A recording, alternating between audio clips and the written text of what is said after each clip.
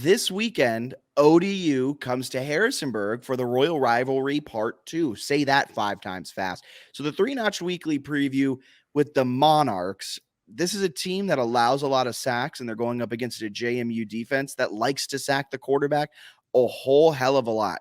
When these two teams faced off last year at ODU, JMU absolutely dominated, and Todd Centeio was named like the Oyster Shucker MVP of the Year award. And it was an absolutely gorgeous day to watch the Monarchs lose. This year, I'm kind of feeling a little bit of the same. I don't think ODU matches up well in this game at all. Their quarterback is not very efficient.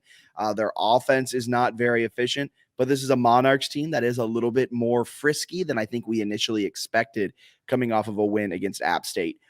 What are you expecting this weekend in Harrisonburg, Virginia?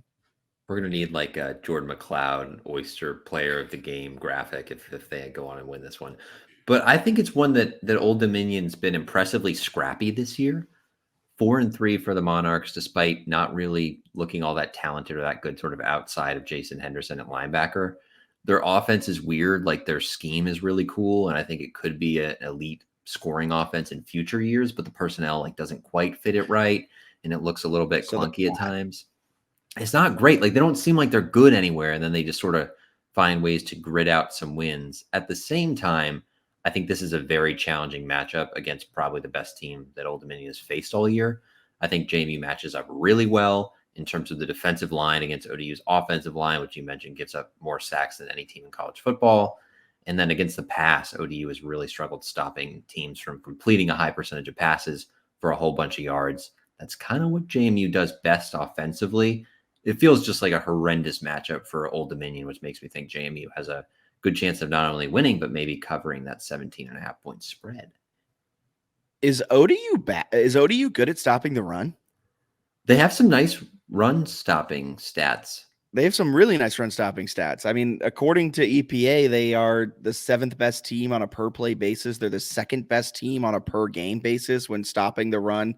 But against the pass, they're not that great. It's also interesting because they face 40 rush plays a game. So teams are like running it against them a lot and not passing it that much. But their pass defense is absolutely abysmal, allowing 0.25 EPA per play. For comparison's sake, a JMU secondary that we have been really down on for a majority of this season is averaging a negative 0.10 EPA per play, which is really good. I do kind of love that JMU's passing defense is 20th nationally in success rate. So we kind of rag on the secondary. JMU just feels like a complete team outside of outside of the offensive running game, which it seems like they should maybe just avoid almost entirely against Old Dominion and could come out with a nice win. And you know what the really nice thing about that is? We were worried about specific matchups in the Georgia Southern game, and we were hoping they were going to target the secondary more, and they came out and they did it. Like, this is a coaching staff that I fully expect to know these numbers and be like, if we run it 15, 20 times, I'm okay with that. If we can gash them through the air, Jordan McLeod is really clinical with his passes. He's not making stupid mistakes.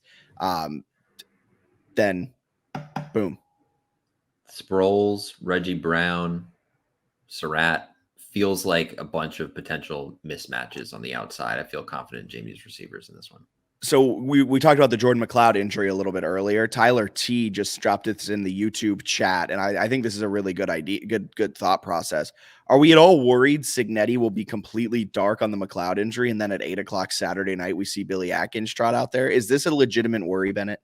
I don't think so. He got banged up, came in and played. They also had, and it's kind of alarming that we have not mentioned this before now.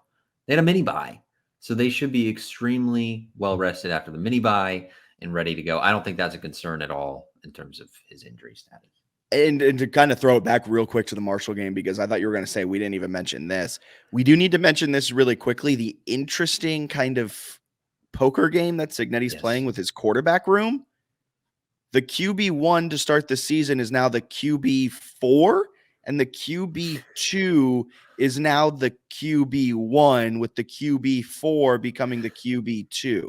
Did I get that right? And Brett Griffiths this entire time has been QB3. It's possible that that's what's happened. Yeah, it's unclear, but Billy Atkins came in. I think he was 1 for 2 He was. Nice throw to Reggie Brown, and then he bounced a screen pass. But they seem to have a little more confidence in him. So to be honest with you, if there was a crazy Don't say situation it. like Don't that, say it. Don't say I it. I think they still win the game. I think Billy Atkins goes out and throws for 350, 400 yards. All right. So this ODU game, we both expect to win. We'll get to our picks later, but do you expect to win in this game? Yeah, it seems like a pretty nice matchup. Yeah, I'm not really, you know, famous last words, but I'm not really worried about this game. The fact that they're 130th nationally in EPA per play, like McLeod should have a career day. If he now I'm not going to say if he throws for less than 300 yards, I'm going to be upset. But like, I fully expect this man to go out there and toss 4 tutties for 300 yards and them not to even try running the football.